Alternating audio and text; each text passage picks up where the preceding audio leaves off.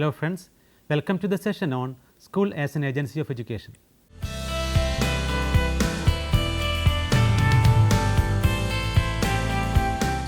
School as a medium for education. School is treated as the most suitable, active and formal agency of education. The word school has been derived from the Greek word skol, that means leisure. It was introduced as a concept in ancient Greece to utilize leisure time in a systematic way, but now this concept has changed to a prime time activity. Now, it is an essential investment field on which the entire future of an individual depends. Formal school has emerged out of the demand for education. It provides a structured education and promotes a child's mental and psychological growth. Apart from academics, a child will also learn other important life skills such as teamwork, good manners, unity, sharing and responsibility. By allowing children to learn in a school setting while they are young, they can be molded into good, responsible and hardworking individuals. The role of school in child development begins as early as preschool and continues through a child's life. The role of school in child development. Some consider parents to be a child's first teacher, while teachers are their second parents. When kids begin their preschool or kindergarten education, children are in a way handed over to trained teachers and are ideally nourished and bestowed with support and good teaching by these professionals. Early education in school is the key in creating the right environment for a child's educational success. Children will learn habits and patterns that they retain in later years, and if teachers and parents can establish positive learning skills and social interaction skills early on, children will have the right tools to help them achieve success in the future.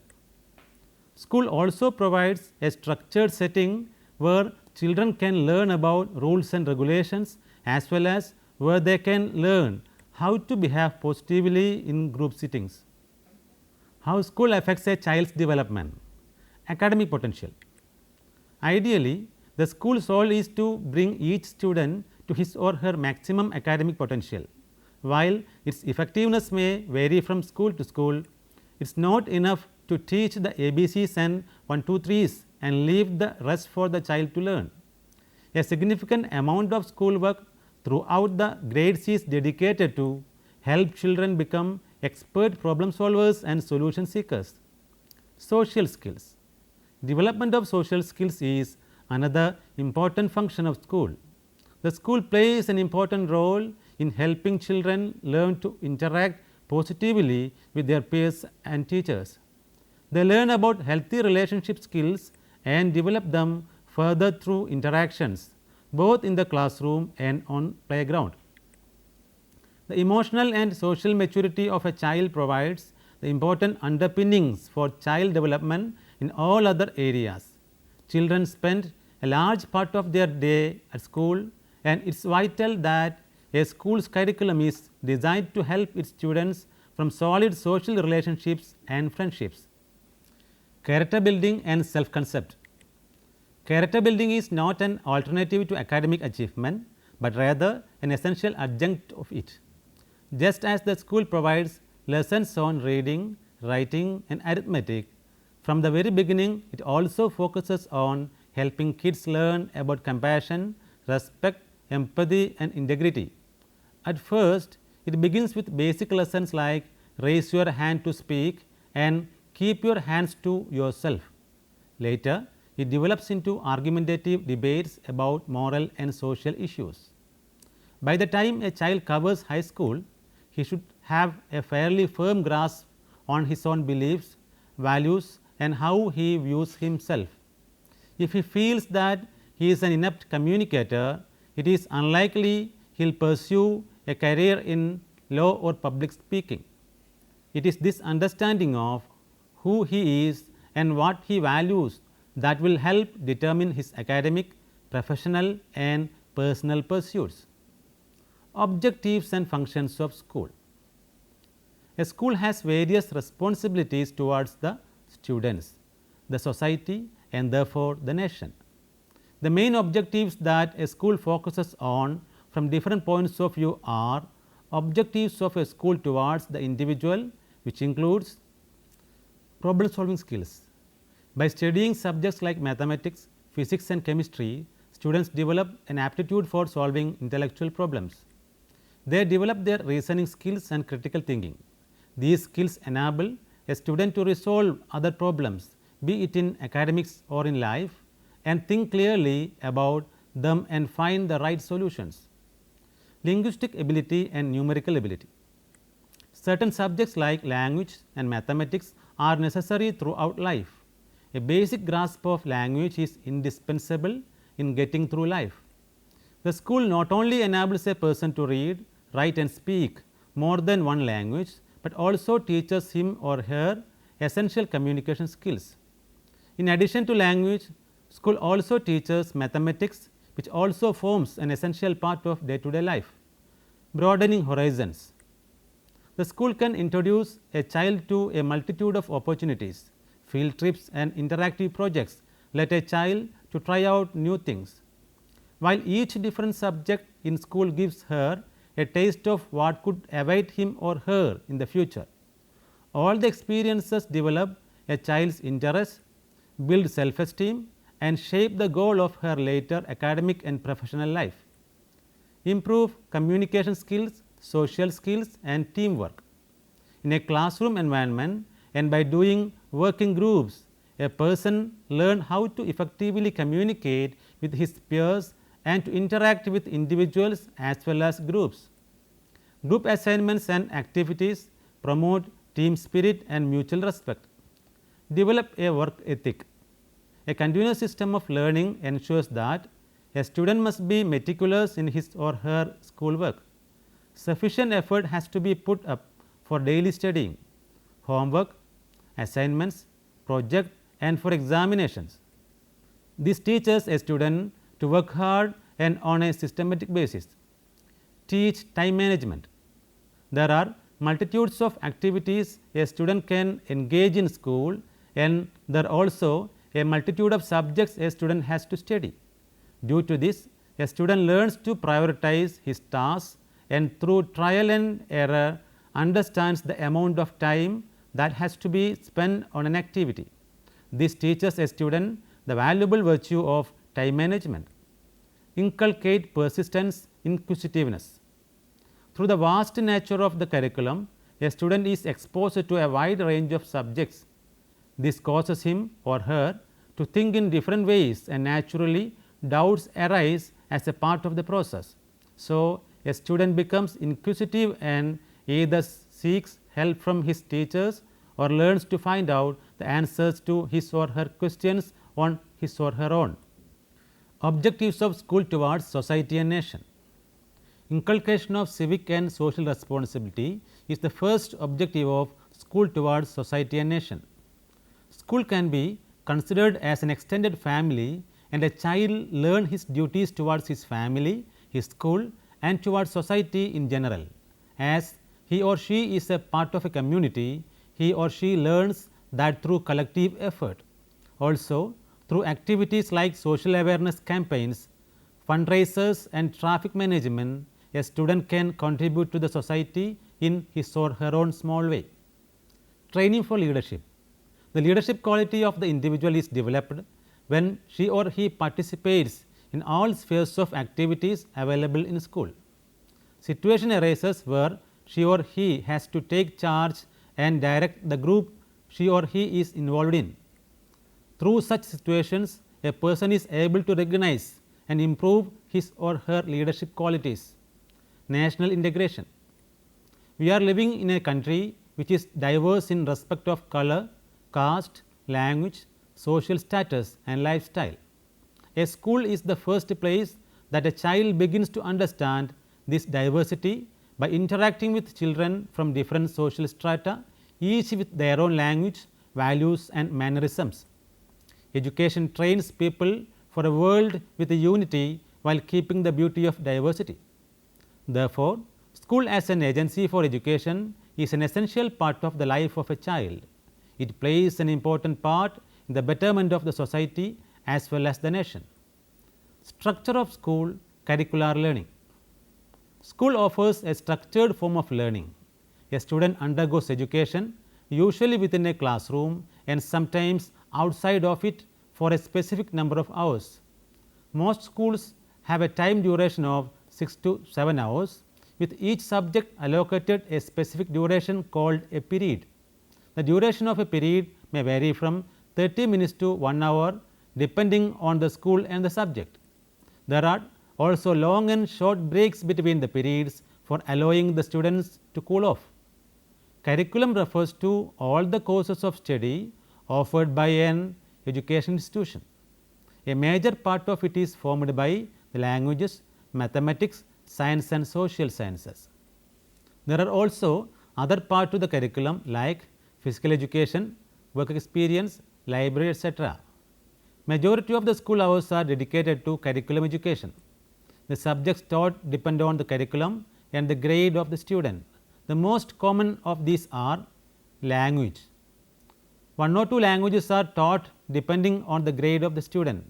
Usually, English and a national or regional language are taught. The purpose behind teaching language is that students are able to communicate and express themselves through speech and also writing in an effective manner. Science. Learning of science initially comprises of a general introduction to science and scientific practices.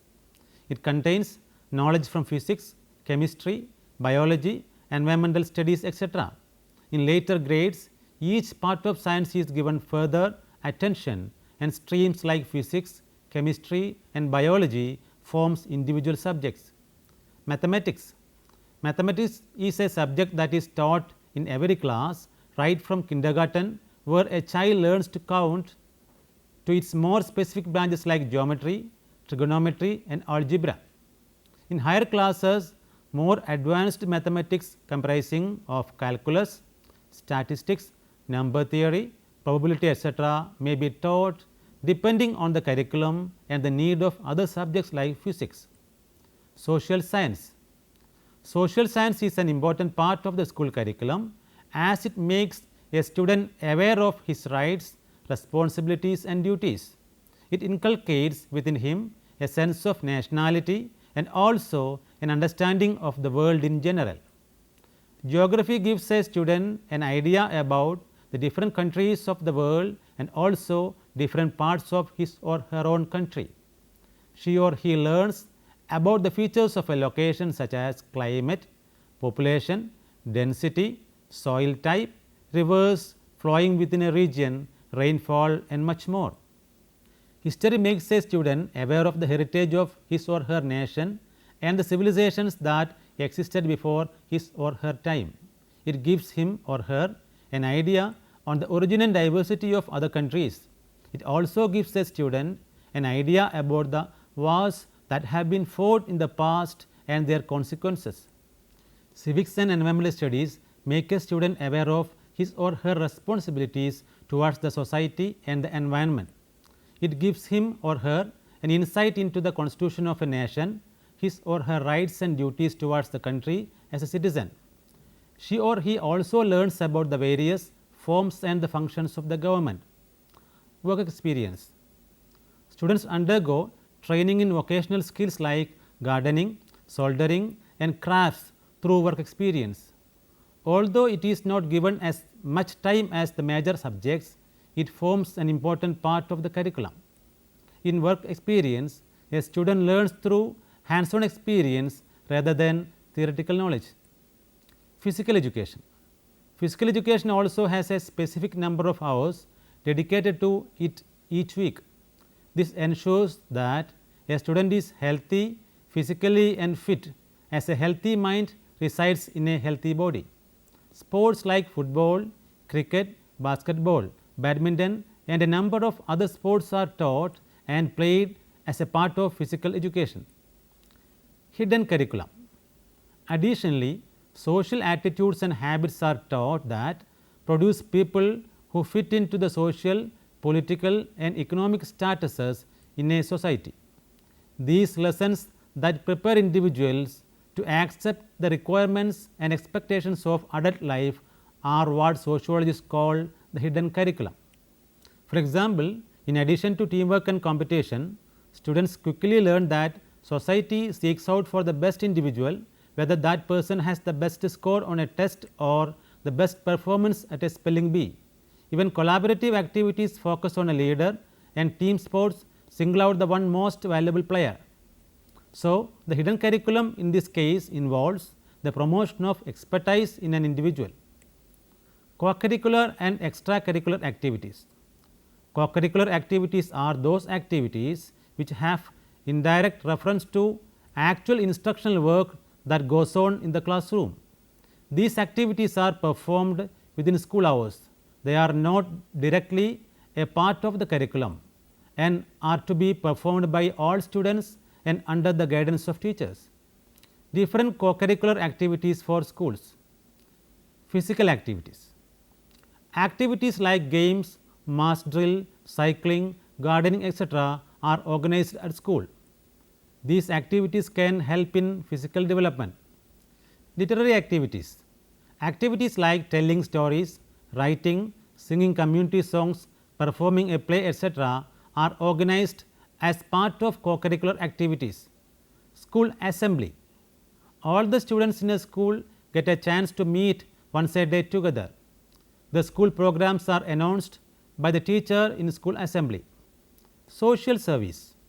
Different service activities like cleaning school, watering plants, cleaning roads and helping the poor people at their need inculcate a helping mentality within a student. Festivals and observances.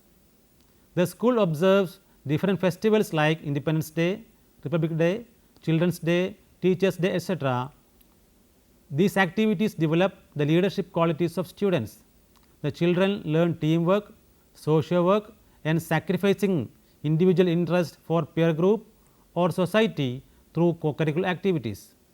An extracurricular activity is defined as a program or out of class activity supervised and or financed by the school, which provides non-curriculum related learning and character building experience.